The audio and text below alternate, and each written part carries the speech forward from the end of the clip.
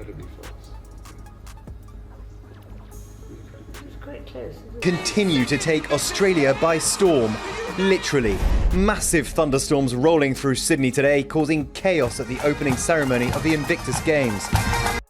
The runaway Duchess seeks to reclaim her place in the spotlight. But her return faces an unexpected reality. No one is rolling out the welcome mat.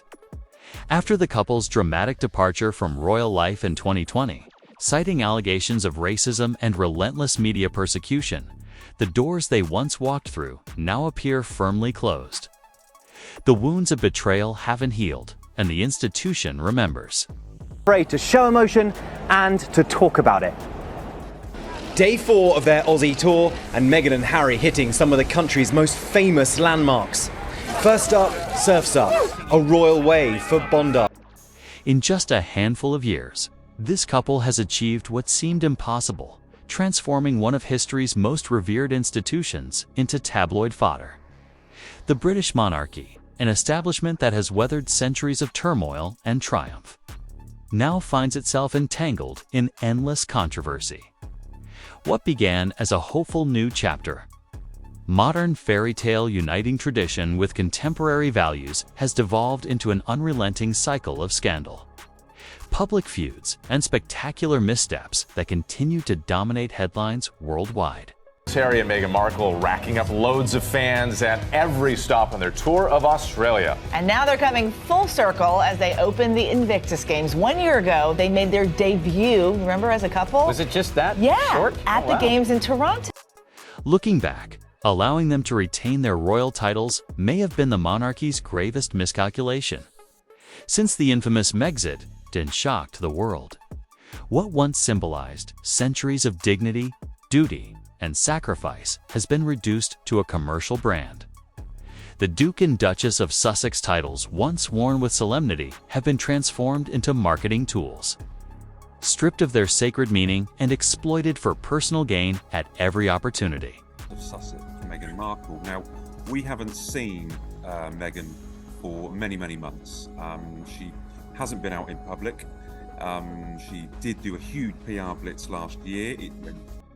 Scandal follows this couple like a shadow. Every move they make or deliberately avoid becomes engulfed in controversy and criticism. Time and again, their actions overshadow the monarchy's charitable work, hijacking news cycles and dragging the institution's reputation through the mud. The irony is inescapable. Despite claiming they want a distance from royal life, they continuously dominate royal headlines, creating the very negativity they claim to have fled from. It's also moving on from the negativity that has really blighted the last 3.5 years of their life ever since they left the royal family.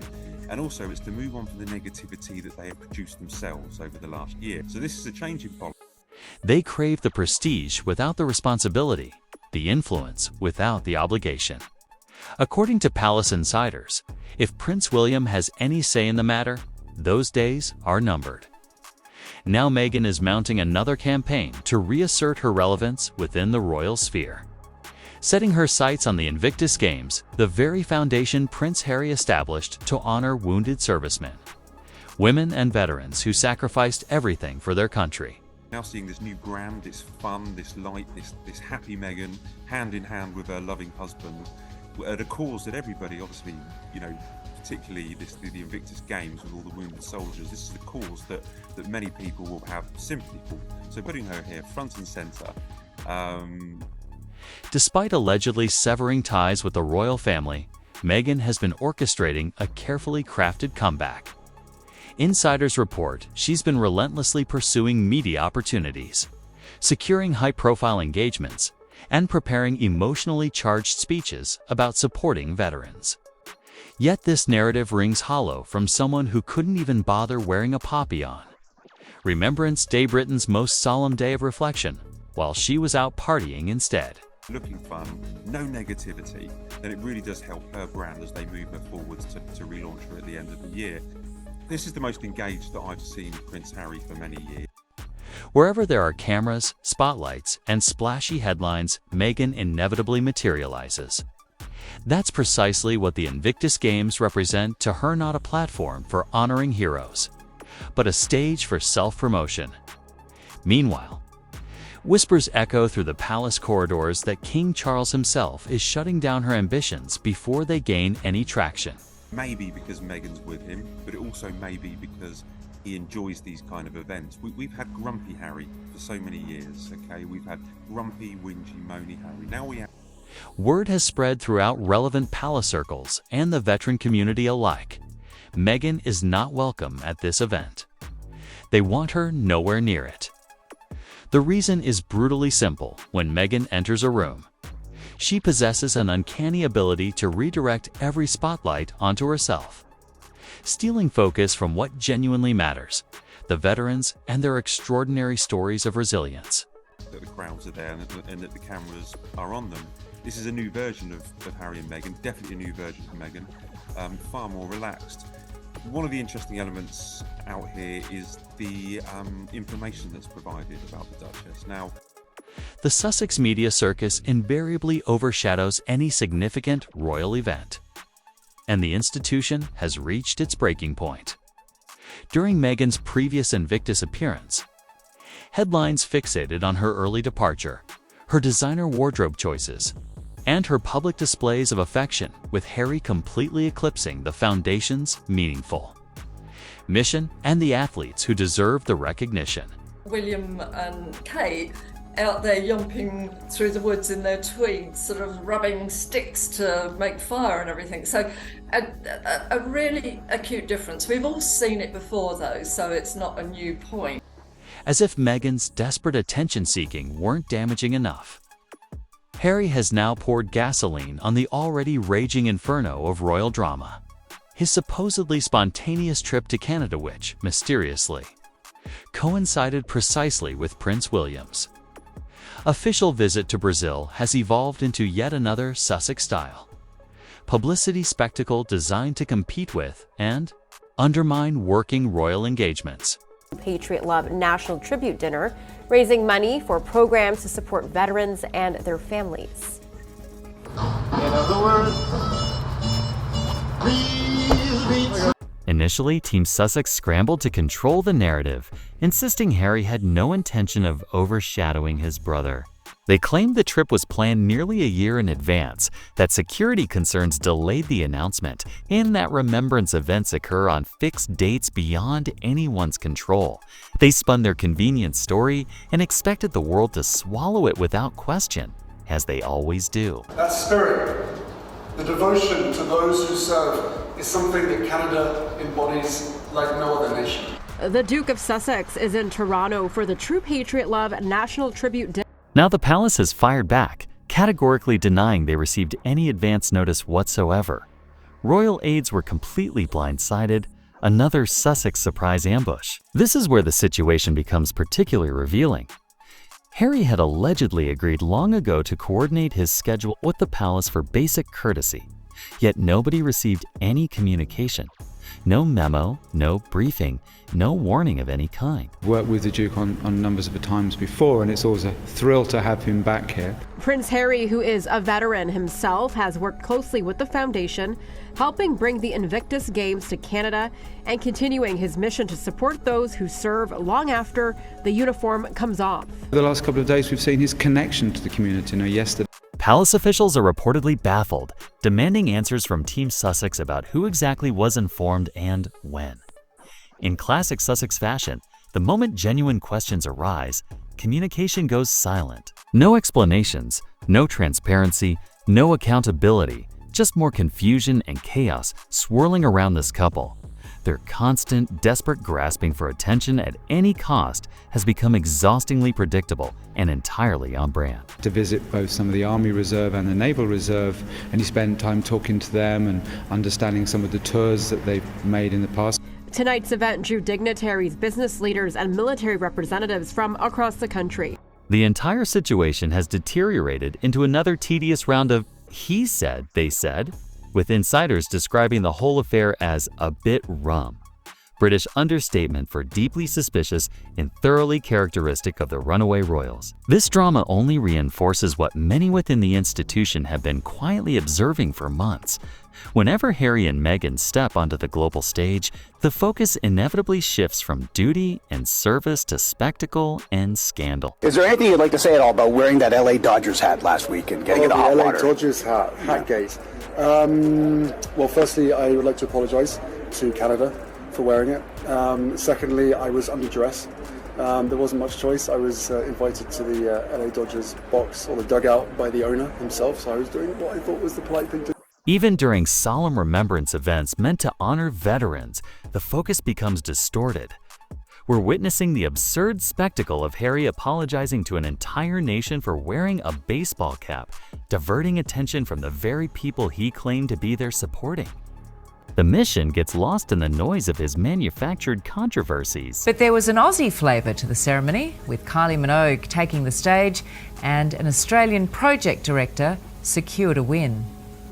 The Prince of Wales walking the green carpet for the crown jewel of his trip to Brazil. The conclusion is inescapable. The monarchy has had enough. From Meghan being shut out of Invictus to Harry's trips creating confusion and tension, the royal family is establishing boundaries, firm, unmistakable boundaries. The more the Sussex attempt to reinsert themselves into royal-adjacent spaces, the more obvious it becomes that the bridges they incinerated may never be rebuilt. Security still tight around him. We are very happy to have him here. It's a big honor for the city. So he's got the keys. He can do whatever he wants in the next 72 hours. Because ultimately, these events should celebrate service, legacy, and meaningful impact, not become platforms for headlines, fashion moments, surprise trips, and public relations manipulation. Yet somehow, with Harry and Meghan, that crucial distinction keeps getting obliterated beyond recognition. That body language dynamic is all about, here we are. You know, they walk into the stadium to applaud. Sources from inside their Montecito mansion report the golden couple has been at each other's throats since Meghan's blacklisting from the Games became public. Members of the royal family, including King Charles and Prince William, have allegedly united in strong opposition to the idea of Meghan attending this event. I don't know if it's something new. I think it's for me, it's an added member of the family. It's another team player as part of the bigger team. And for all of us, what we want to do is be able to. With her insatiable hunger for spotlights, headlines, television appearances, and her lucrative Netflix deal, everything she touches becomes tainted by her obvious greed and desperate thirst for fame.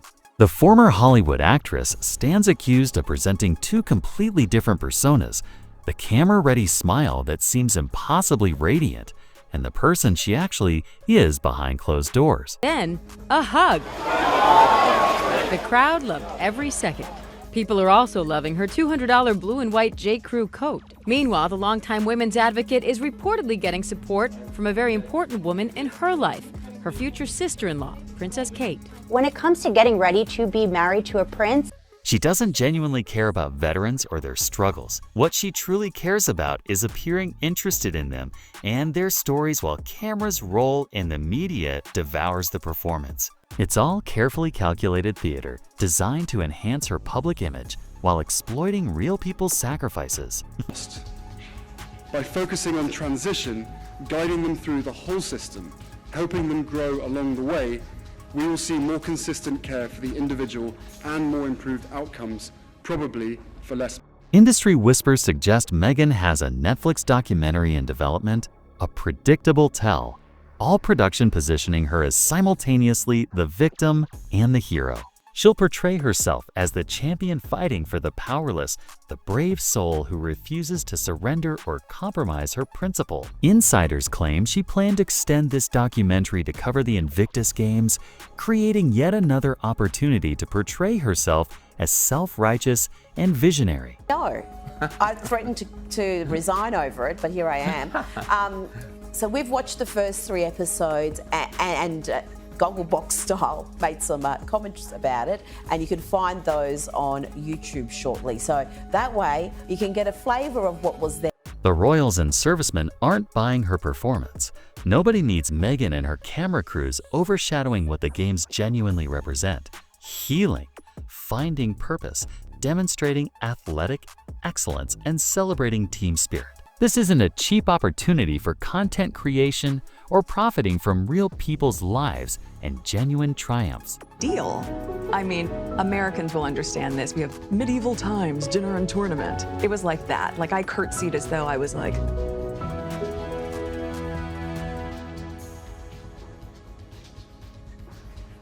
In front of cameras, she radiates warmth and compassion. However, people are seeing through the charade. Veterans themselves claim to recognize the performance for what it is. All show, no substance. They describe her displays of care as pretentious and exploitative, using their stories and struggles as props for her personal brand. Pleasure to meet you, Your Majesty. Like, was that okay? I mean, really? Never mind her and that cringe performance. Where does all this chaos leave Harry? The man who built the Invictus Games from nothing, the one royal project he can still legitimately claim as his own legacy.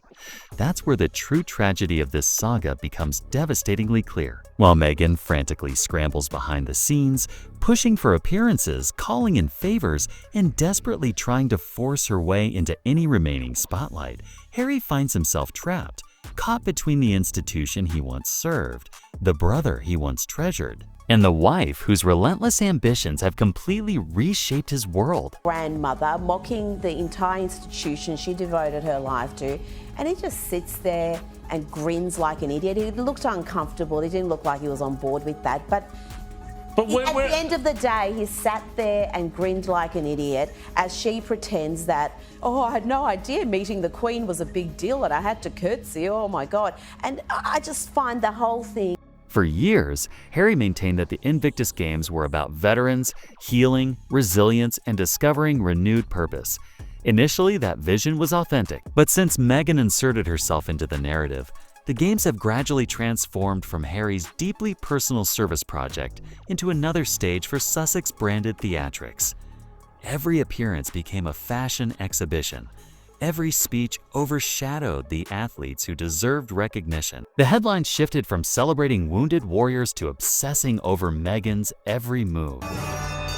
Yay! Oh yay! Oh yay! It's Harry and Meghan's big day! God save Queen! I looked this up.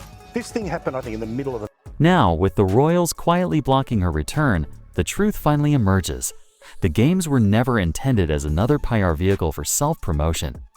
The people behind Invictus will not allow them to be transformed into a Netflix storyline or a vanity project. Standing on those same steps, perhaps her son had a thought or two about that time more than 34 years ago. There is a lot to take in from up here. When you're this close and with so few people, it's easy to see why this is one of the great wonders of the world, and the outstretched arms of the statue represent hope. But as William moves on from here in Rio to the UN Climate Change Summit tomorrow... Meanwhile, behind palace walls, William and Charles are implementing a calculated strategy of silent distancing.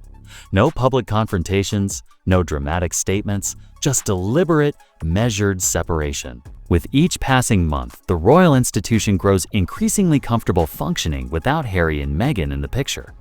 They're not actively fighting the Sussexes because they don't need to. They're simply allowing the Sussex brand to exhaust and discredit itself. For my children particularly, knowing that the planet's going to be in a healthier, better state because of the brilliant people in this room is something that I love to tell them, when they go to bed. One of those brilliant people, the Earthshot finalist, spoke to us a couple of days ago. Harry's recent Canada trip, scheduled suspiciously to coincide with William's Brazil visit, has only widened the chasm between the brothers. What once was an unbreakable bond has deteriorated into icy coordination failures and profound mistrust. William embodies the future, the crown, stability, duty, and continuity. Harry represents unpredictability, spectacle, manufactured drama, and chaos. For the monarchy, that stark contrast has become intolerable.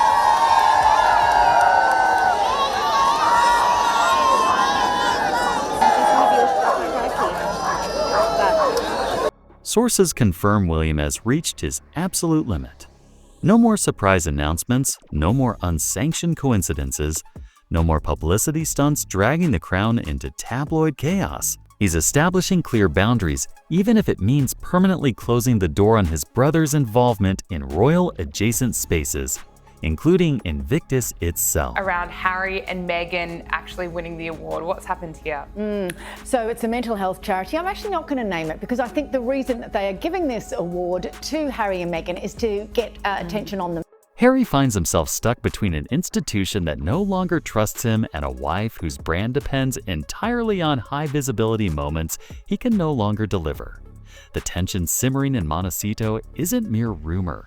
It's the inevitable consequence of two incompatible worlds colliding. Harry desperately seeks legitimacy and purpose. Meghan craves spotlights and influence. The royal family is denying them both. I think I can safely say that my guys will be disappointed. All that training that you've done as a group, you know each other, how each other works. You know when someone's grumpy without having to ask them, etc., etc. So it would break up this cohesive group at exactly the wrong.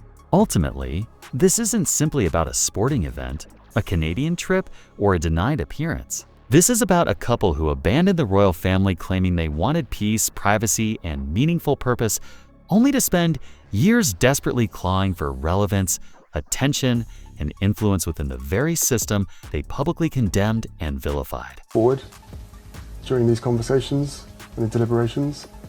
And now the royals have stopped fighting back because they don't need to engage. They're allowing time, distance, and strategic silence to accomplish what confrontation never could.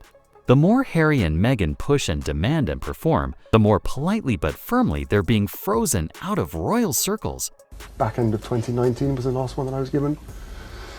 The whole point of that is to have a board and a risk assessment, a separate board from RABEC, that considers all of the facts and all the circumstances. As the palace closes ranks and presents a united front, William rises in authority while Harry's world continues shrinking. One truth becomes undeniable. The Sussexes may attempt to reinsert themselves into royal spaces and reclaim their former influence, but the monarchy has already rendered its verdict. Their era of power is fading into irrelevance. Their invitations are disappearing. Their grip on the narrative weakens with each passing day.